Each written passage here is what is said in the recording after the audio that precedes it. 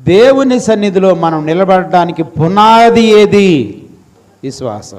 యేసుప్రభు దేవుడని నమ్మాము, హృదయంలో విశ్వాసం ఉంచాము, పాపాలు ఒప్పుకున్నాము, మారు మనసు నిమిత్తం బాప్తిసం తీసుకోవడానికి మనం ఏం చేసామంటే ఆ వాక్యాన్ని మన హృదయంలో విశ్వసించాము, నోటితో ఒప్పుకున్నాము. మన కొరకే మరణించి సజీవుడే లేచాడు యేసయ్య అని చెప్పిన మనము లోకము నుండి ప్రత్యేకించబడి యేసుక్రీస్తులోనికి వచ్చాము.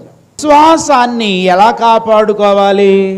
సంటి బిడ్డలాగా కాపాడుకోవాలి. విశ్వాసానికి కూడా ఒక స్టేజీ ఉంది. కాపాడుకునే విశ్వాసాన్ని బట్టి నీ స్టేజీ మారుతుంది. చాలా మంది ఎలా ఉన్నారు? చిన్న పిల్లల్లాగా ఉన్నారు. ఉంటారు తెలీదు. ఇంకొకసేపు అయితే విశ్వాస స్టేజీ కూడా ఎలాంటి స్టేజీ ఎప్పుడు ఉంటుంది? ఇది రక్షించబడినాడు ఉంటుంది. ఈ ఏది పడితే అది మాట్లాడడం.